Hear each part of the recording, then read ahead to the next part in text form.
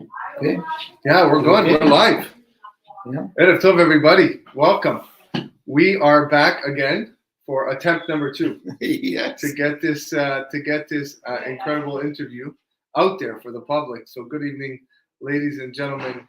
Erev Tov, Chanukah Sameach. As you can see behind, we are celebrating Chanukah. Tonight is the fifth night of Chanukah. Be'ezrat Hashem, we're here with you live tonight or listening in the future on the Finding Holiness podcast or our website, findingholiness.buzzsprout.com. Wherever you listen to your podcast, Apple Podcasts, Spotify, wherever you hear your podcast. We present to you tonight part 4 of our series of Community Matters. And if you are listening right now, it's probably because community matters to you. Here we get to speak to local Jewish community members and activists about their achievements, their ambitions, their aspirations. We discuss how they work to shape the Jewish community at large, the issues that they tackle, and how they find holiness in the work that they do. I want to just take a moment to thank our dear sponsor, Mr. and Mrs. Eric Ben Shetrit, who has graciously sponsored tonight's episode. He is very, very fond and a big fan of our guest tonight. And we thank Eric for his support, his continued support of the podcast as well. Tonight's guest is a leader in so many ways, a person that I wanted to have on from the beginning of this series. I look at all the programs, the organizations, the groups that he initiated, and I can't help but be in admiration for his work. Max Benaim is a name that reverberates throughout the Toronto Jewish community and many parts of the world for his incredible acts of chesed, his acts of giving, kindness, which I hope that you remain to hear this interview, to hear what it's all about. Without further ado, I introduce to you Mr. Max Benaim, my dear friend. Max, how you doing today? I'm fine, thank you. Fine, thank you, Rabbi. Thank you first of all, thank you very much for this introduction. I don't know if I really deserve it, but thank you. If you're here, then you deserve it. At least to me, you deserve it. All right. Chag Sameach to all of you. And thank you to my friends, Mr. and Mrs. Eric Ben Shetrit, for sponsoring this interview. And thank also to the many donors that have really go out of their way to help me to do the mitzvot that we all do. It's not a mitzvah that I only do, but thanks to all the donors that have participated year after year. So tell me a little bit about yourself, where you come, where you're born.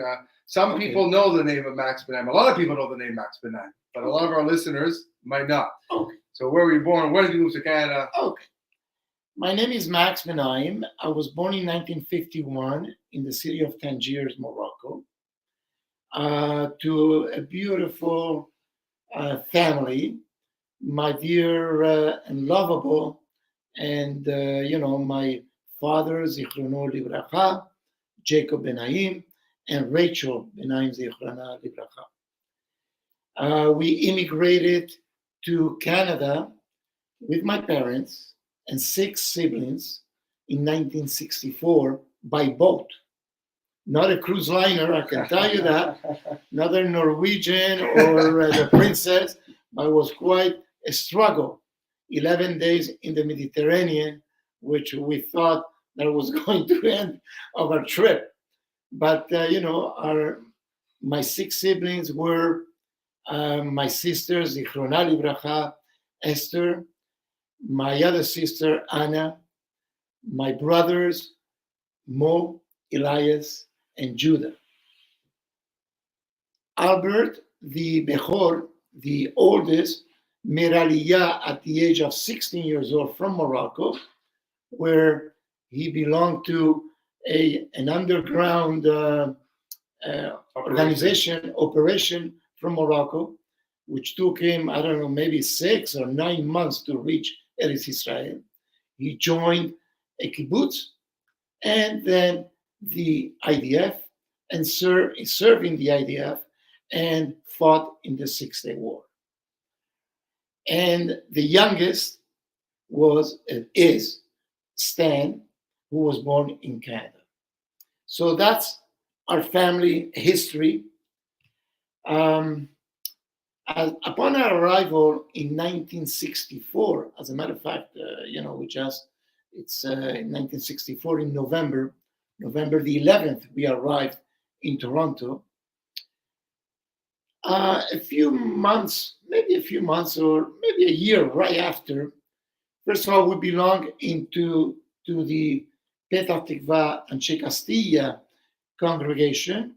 That was our home, away from home. And most of the Tangerians belonged there. And some of my friends and myself, we thought, why don't we organize a trip at that time to Crystal Beach? Nobody had any cars like now. So we rented a bus, a 49-seater.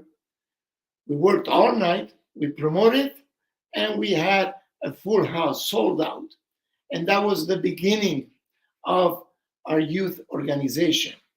Our youth organization became a staple in the Jewish community, especially in the Petah Tikva family. We called it the Petah Tikva Youth Organization, initials PTYO. PTYO was like a Coca-Cola. Everybody knew PTYO. And from there, we just took off and we organized all kinds of activities, from religious activities to social activities to educational activities, just to bring the youth. Because I always believe to this moment that the youth is our future. Without a youth, there is no future.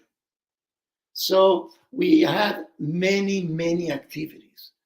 Out of the social ones, okay, and with all due respect, we used to organize dances with the young people. And out of those dances, I'm very proud to say that between 35 and 40 couples today are married with grandchildren. And it was quite the goal that we wanted. That was the result. So we did Shabbatons with boys and girls. The good thing was that our parents, the parents of these young people, believed in us, trusted us, and they knew that they were going to a place where they would be safe. And coming to a country that was, I guess it was so new. It was something that, a lot of unknowns. It was a challenge. A big challenge dealing with, the society at large. Mm-hmm. Assimilation was definitely played a part, still plays a part, Yep. Probably arguably today more than ever. Yep. There was probably a need to keep the community binded together.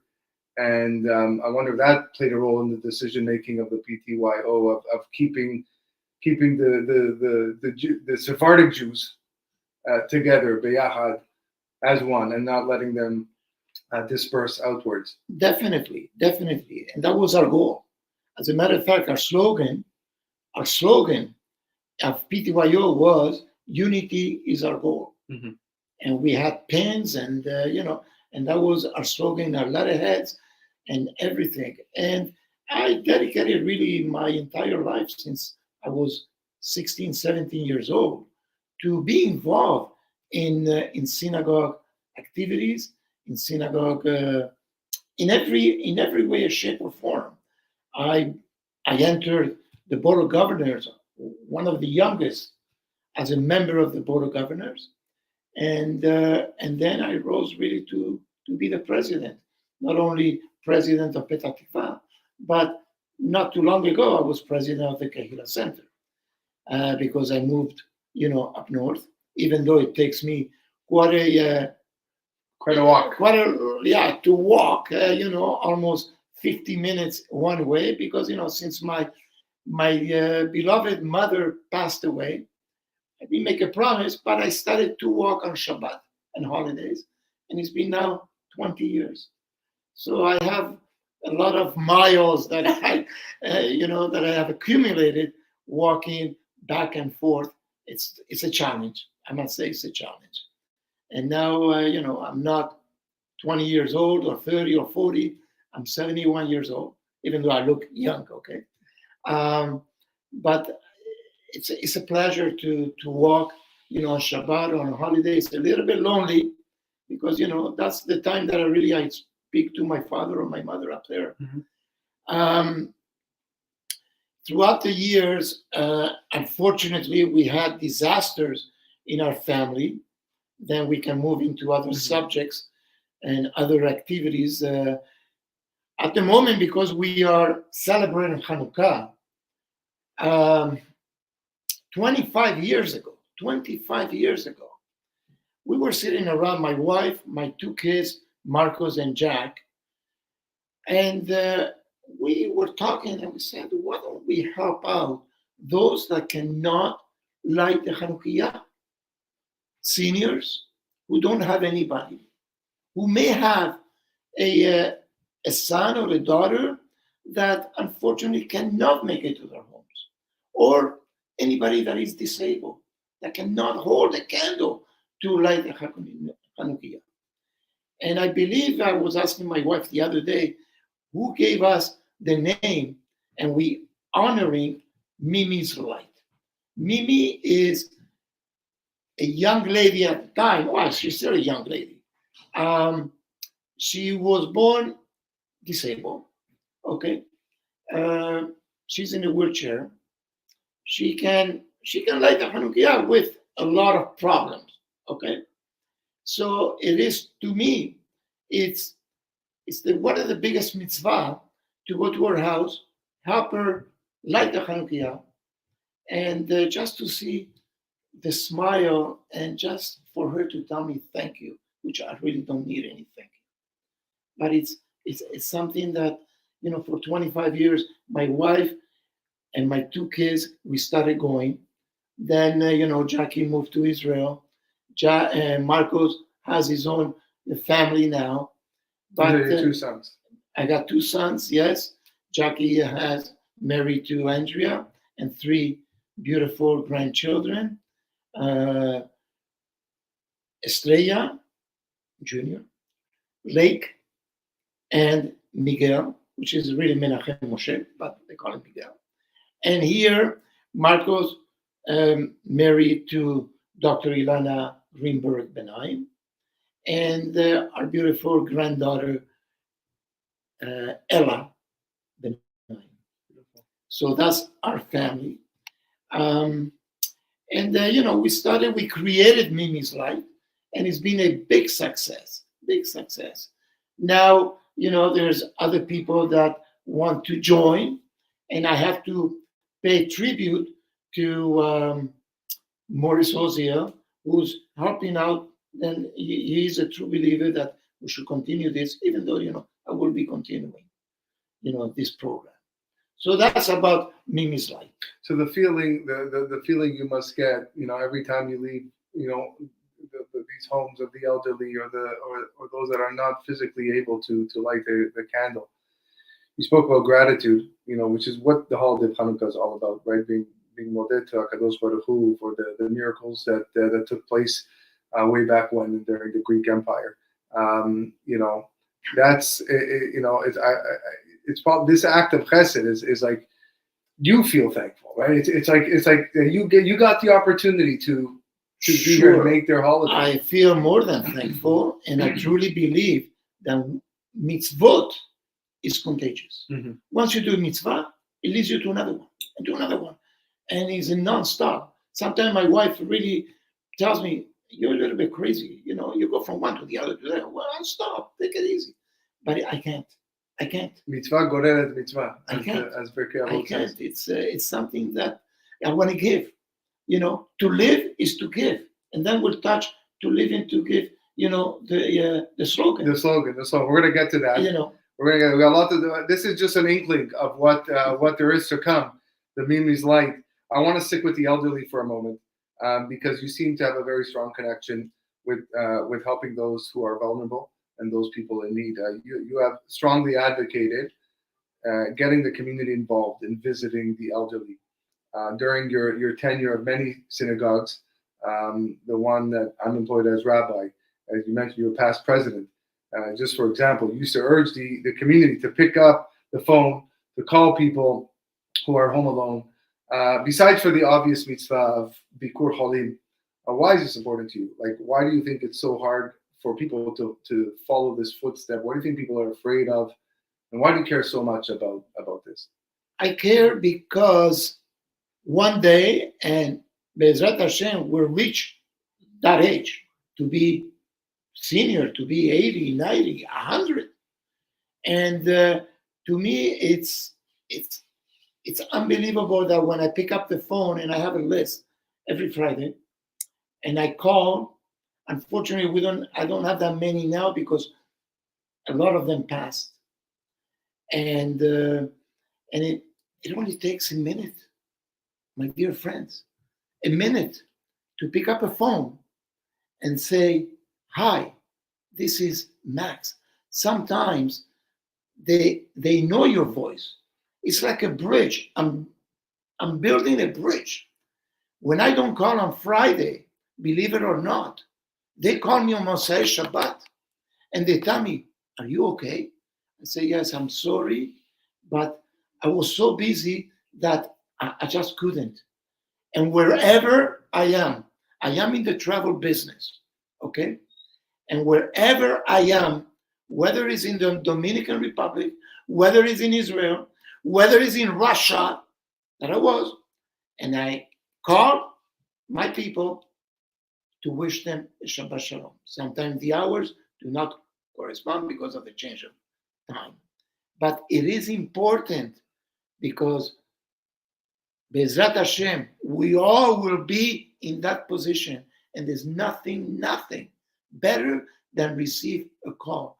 You must understand that there are some people that are alone in their homes. And they wait for that phone call as if it's the winning the 649 or the Supermax. People wonder about the source of Bikur Cholim. Many Chachamim believe that visiting the elderly is a biblical mitzvah. It's mitzvah deoraita because the Torah tells us, "Acharei Adonai Elohechem telechu," that you should follow the ways of HaKadosh Baruch Hu. And HaKadosh Baruch Hu, many of us are aware in Parashat Vayera, went to go visit Abraham Avinu after he had the Brit Milah, and therefore, when he was in pain, and therefore it's our obligation to follow Hashem and do similar things. So visiting is impossible. Picking up the phone, a lot easier. And now with WhatsApp, you could be across the world, and it won't cost you a penny, right? Especially now. I think some people they put their phone on their night table. Yeah. And when you're driving from downtown all the way up to Thornhill, imagine how many phone calls you can make. 100%. Just prepare a list. If you need help on how to approach someone that you don't know, please call me. I will let you know. I will tell you exactly how to do it. It's very easy. It takes 1 minute. 1 minute of your time, it could be a lifetime of their time. So we've spoken about Mimi's Light. We've spoken about the importance of reaching out. Another small project you do similar to Mimi's Light is on before Rosh Hashanah, which is on Rosh Hashanah. Is it on Rosh Hashanah? Yes, Rosh Hashanah, to go out and blow the shofars as well for people who don't have the opportunity to go to synagogue or cannot physically walk to synagogue. Tell us a little bit about that. The Kol Shmuel Shofar program, I initiated that program in memory of Mr. Samuel Ozier Zichrono Livracha, who used to blow the shofar at Petah Tikva. And to honor him, because he really believed in the youth too. He helped us a lot in with the young people in certain activity like Yom Ha'atzmaut, I still remember. And I have a lot of volunteers.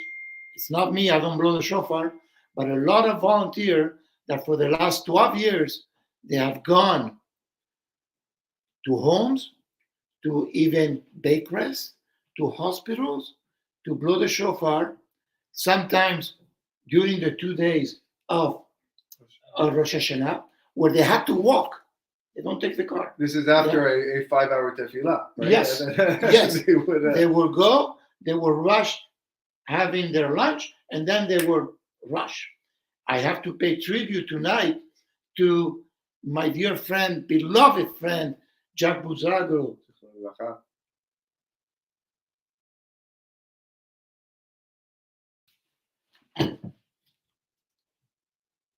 Sorry. Zichrono Livracha, because I remember him that I called him from Israel because I wasn't here. I was in Israel celebrating. I was going to celebrate Rosh Hashanah, and I told him, Jack, please, can you go to this apartment and blow the shofar? Sure, no problem. And he went on Rosh Hashanah. After Rosh Hashanah, he called me, Max, what did you do to me? I said, what? You sent me to the penthouse, so I had to go all the way, walk up and down to blow the shofar, but it was my pleasure. So, that Jack was. Yes, that was Jack. That was Jack, and did it year after year, and many of them. Yoav, Lionel Mahler, Isaac Ozier, Maurice Ozier. I'm sorry, I don't have all the names, but you know who you are. You know who you are. You know who you are, and you know what? Chazaku Baruch. I'm just the organizer, and I never get a no. I call them, and it's always a pleasure. Rabbi Zrian participated at the beginning. It's unbelievable. Soli Levi, Zichrono Livracha. Okay, so it's beautiful. It's beautiful. Kosh Shofar, the Kosh Mor Shofar. Yeah. Okay, let's get into the meat of things. Okay, that's good. Those watching on our channel on YouTube will see the ticker at the bottom of the screen. That reads ebfoundation.ca. This stands for the organization that you created called the Estrella Benaim Foundation. Who is it named after, and why did you start it? Okay, it's named after my little sister that was killed in a car accident in 1971. One day, years after, I thought, well, my sister never had the opportunity to have a bat mitzvah. She was 7 years old. I said to myself, why don't we honor her in her memory to do bat mitzvot and bar mitzvot? And since I am a staunch Zionist, I believe in the state of Israel very, very, very much. Don't get fooled by the color of the sweater. No. At least there's blue and white. There's blue and white. But I'm not French, okay? Not French. I decided that we were going to do bar mitzvot and bat mitzvot for children from underprivileged families in Israel, just in Israel. And I said, okay, so let's go for it. Again, my children and my wife would really participate, and they're always in the back. I'm the front man, but they help me a lot. Was my son Marcos that created the slogan, to live is to give. So we will live to give to these children. I have to say honestly, there was one moment before I started our initial project, there was a singer from Israel that I was introduced to. He came to the Kehila and he sang, and This is Moshe Giat? yes, Moshe Giat, yes, Moshe Giat, and they introduced me to him, and they told me, well, can you raise money for my program? I said, okay, I'm going to try. I did raise money for his program. It's funny, but I raised like $18,000, which was great. Yeah. And he used it. And I went to Israel. I believe Isaac Cohen was there present, and I think one or two of my brothers, we went, and it was, okay, nice bar mitzvah. There were about 25, 30 children, 30 boys. It was nice. And then I decided, I said, well, you know what? If that man can do it, I think I can do it. And we're going to do it, for the Sephardic community, to get the Sephardic community involved. So when I came back, I started, to start raising money. And I'll tell you honestly, Rabbi, it was the easiest thing. Everybody wanted to contribute.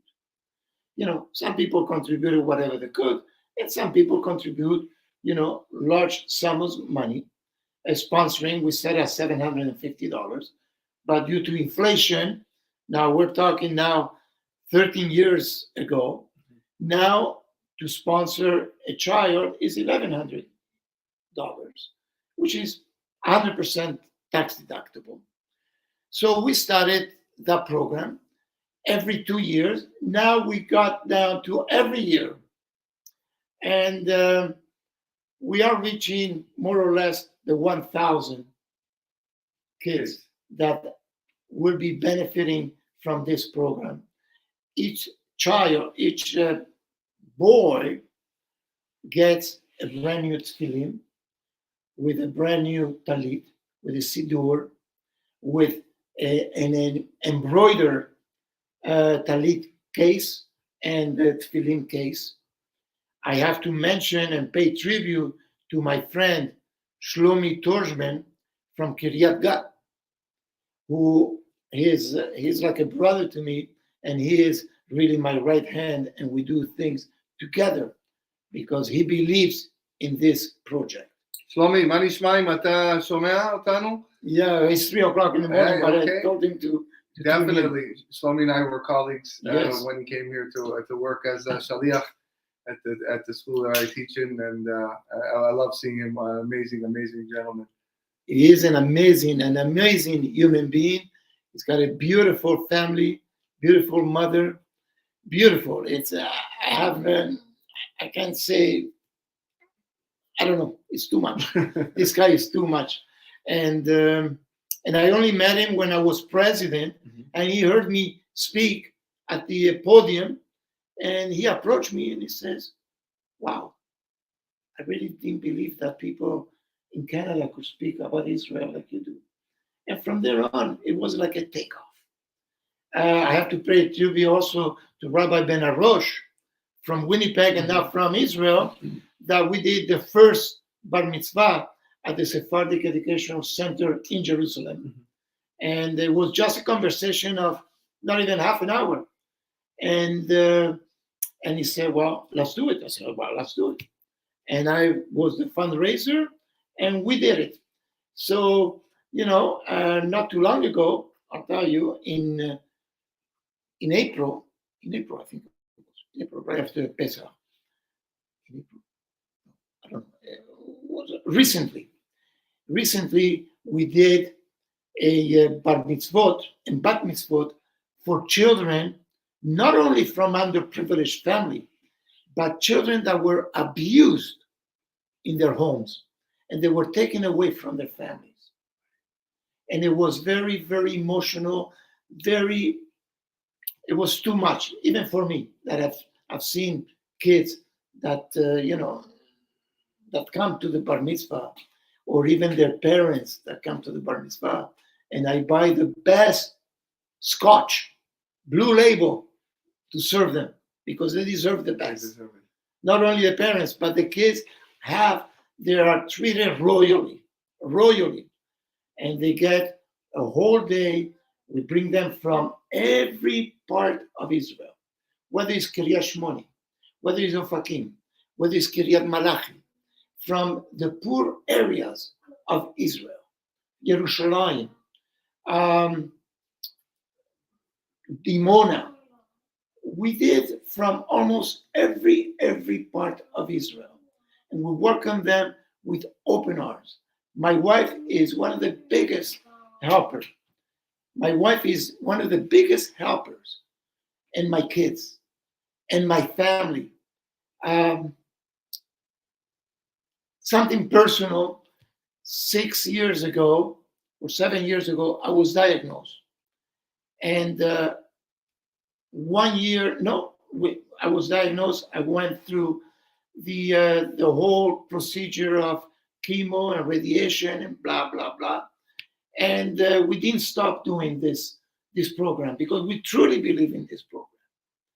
That's when everybody else steps up and Yeah, my whole family, my entire family, because 3 years ago, right before COVID, we planned a bar mitzvah event, and couple of hours before we were doing also Achnasa Sefer Torah. We this is something new to everybody, but we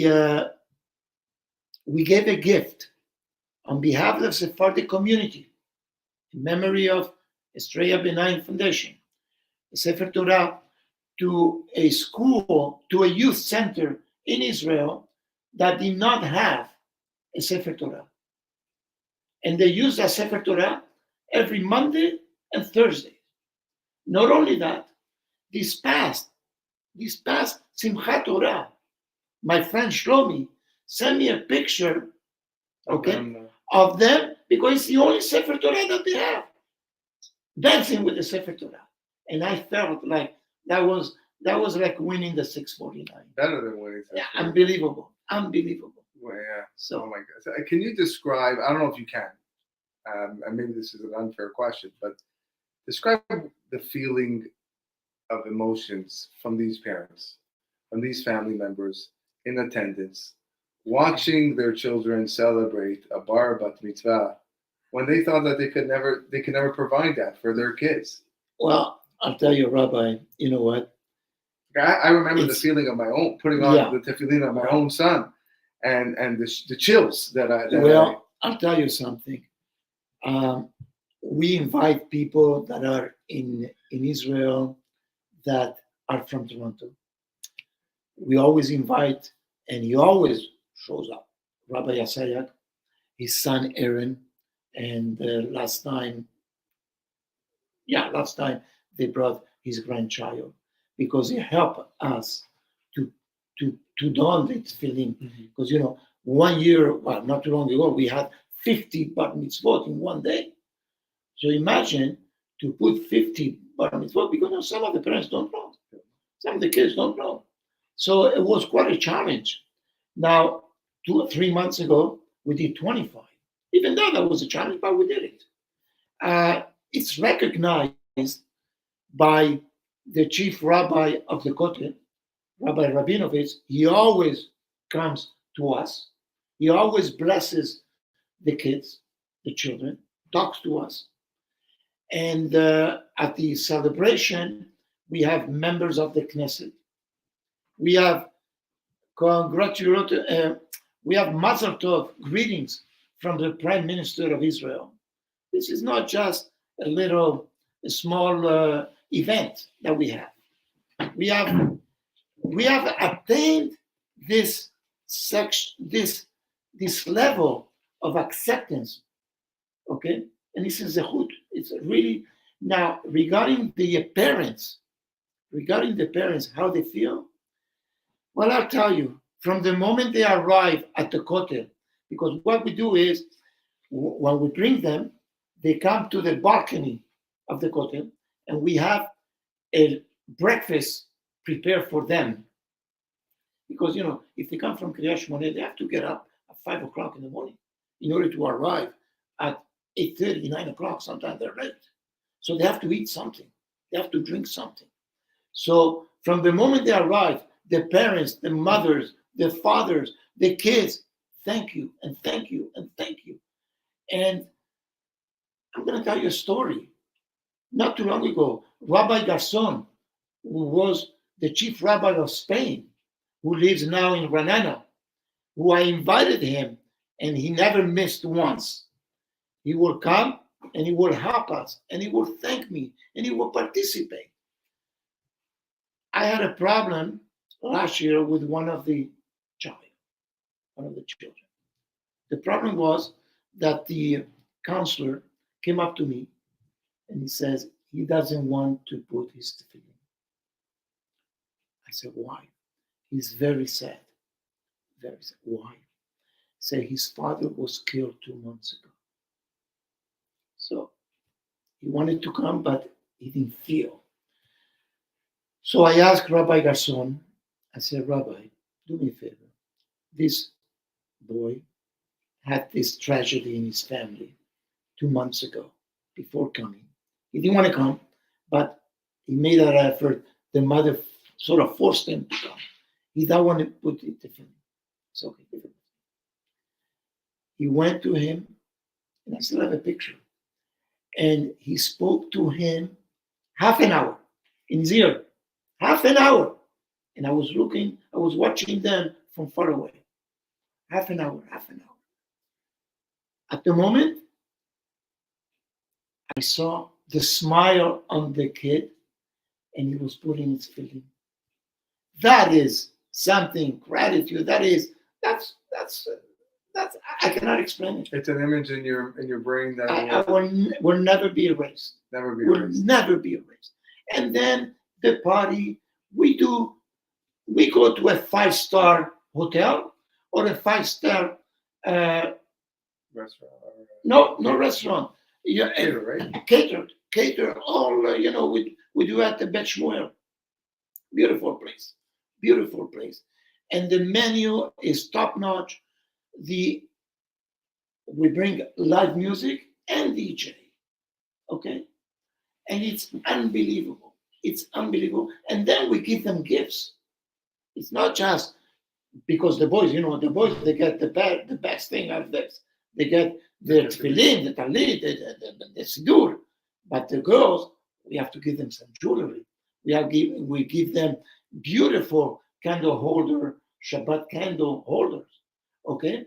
And we give them jewelry, and we bring a lot of gifts. It's like the best bar mitzvah that you can attend, and I hope and I wish that Bezrat Hashem you will come October 15, okay, this year, because we have time now to arrange it. Yeah, you had a special treat for them this past year with the birds. Oh, with the birds. Oh, yeah. That was last year and this year. Okay, about 2 years. My friend Shlomi gave me the suggestion, and naturally, we have to look at the budget because everything costs money. He said, Max, why don't we do this? Why don't we rent one white dove for every boy and girl, and we're going to have a parade through Jerusalem, and we're going to stop at a park, and then we're going to have, because we have the musicians and everything, and then we're going to let these birds just up in the air in Jerusalem and wish for peace. And I'll tell you, even my granddaughter, whenever we go visit my granddaughter here in Toronto, we put the video and she goes nuts. Wow! Before we were a little bit cheaper, we used to do balloons. Okay, everybody will get a balloon and let them go up. But now it's better. It's the white dove of peace. That's amazing. I saw. Anyone that's seen the videos know exactly what Max is talking about. It's amazing images, and every year I look forward to at least seeing glimpses of it. And I always I tell Max, I go, I gotta be there one day. I gotta just make my way there to experience it. And Bezrat Hashem, it will be done. A tough question: Did you ever have to turn anyone down? Either budget constraints or lack of funding, lack of space, something? No. The only time that we refuse someone, it's not refused, because we have to check. These kids, they come through, we check with the welfare department in Israel.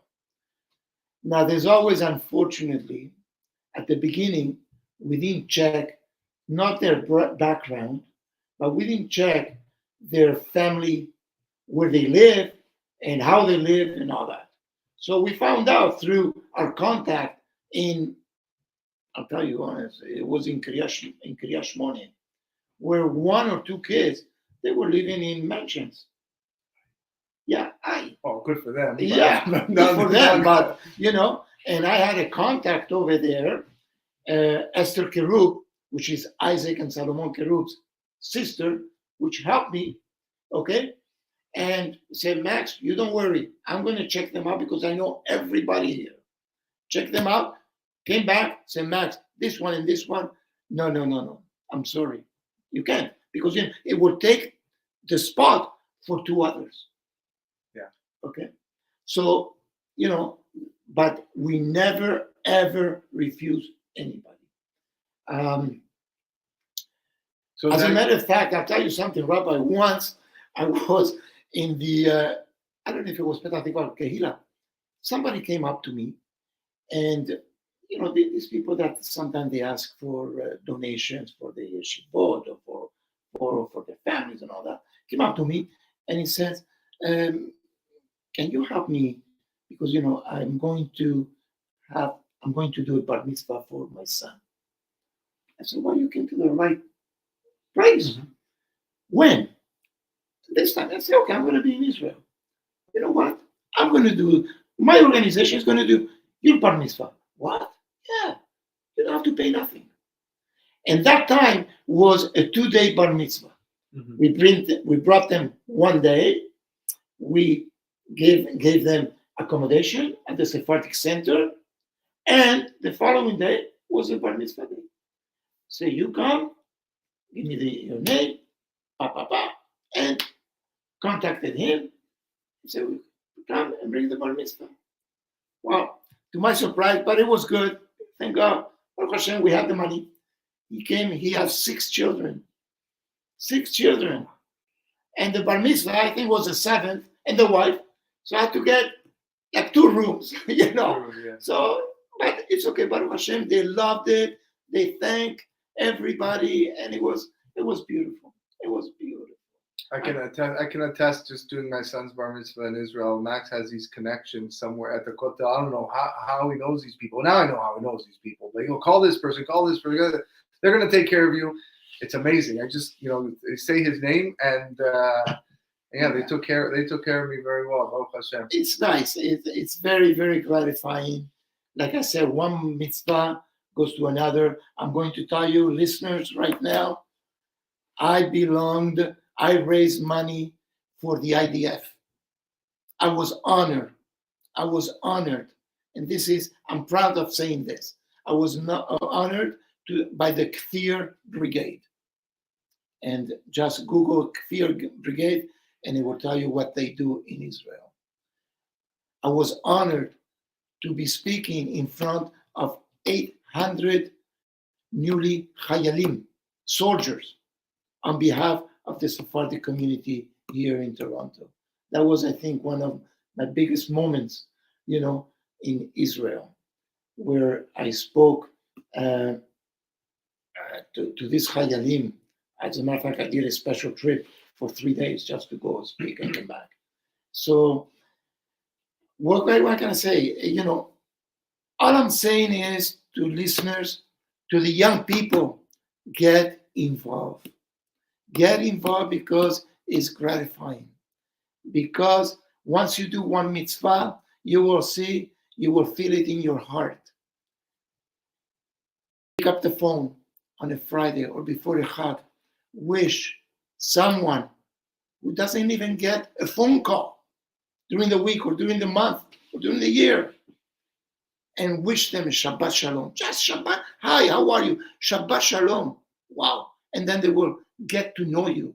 And then they will talk to you. And then they will bless you. And I'll tell you, those blessings are the best that I can get. The best that I can get.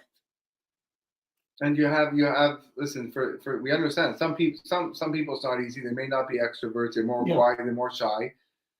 There's other ways to participate. You could be a silent partners in the community without having your name out there, without making the phone calls or getting up on podiums and doing this. That's equally as important. And what can I say? You've done so much. And if anybody wants to help your cause, where do they go? Who do they donate to? You have a lot of causes to. It's very easy. Any fundraising. The cause, especially the bar mitzvah or bat mitzvah or anything else. I mean, it's just not going to be bar mitzvah and bat mitzvah. It's going to be bar mitzvah, bat mitzvah, and much more. And much more. So all you do is, I do it through Petah Tikva. So you go to www.petahtikva.ca. Okay? There's a little box there where comment, you just put Bar Mitzvah program, and they know exactly where that money goes to. So just get involved, please. It's easy. I know everybody's busy, but like I told you, if you work downtown, or even if you work at home now, everybody's, the new thing now, working from home. Well, take 5 minutes of your time on Friday or before Chag. Take 5 minutes. That's all, 5 minutes. And approach someone. You need names? Call me. I'll give you a name. I'll give you how to introduce yourself. Hi, how are you? How are you feeling? My name is so-and-so. How are you feeling, Mrs. So-and-so? They speak Spanish, so you speak Spanish. And I'll tell you, it's worth it. I am sure some people are watching this tonight. And a mitzvah leads to another mitzvah. That's all I can tell you. Do it. I think you have. I think your slogan is perfect. To live is to give. Olam Chesed Yibaneh. Hakadosh Baruch Hu created the world with Chesed. The name of Hakadosh Baruch Hu, the full name of Hakadosh Baruch Hu is Chesed. The gematria of Chesed is 72, which is Hashem's one of His holiest names of 72 letters. That's what we're here for. We're here to give. We're not here to take. And you have exemplified that idea, Max. I want to wish you lots of hatzlacha, beracha, in everything that you do and you continue to do. You are an inspiration for so many people, the people that are listening, the people that you've assisted and helped along the way for so many years since your arrival here in Canada. Hashem should bless you with long life. He should bless you with refuah, yeshuot, nechamot. Amen.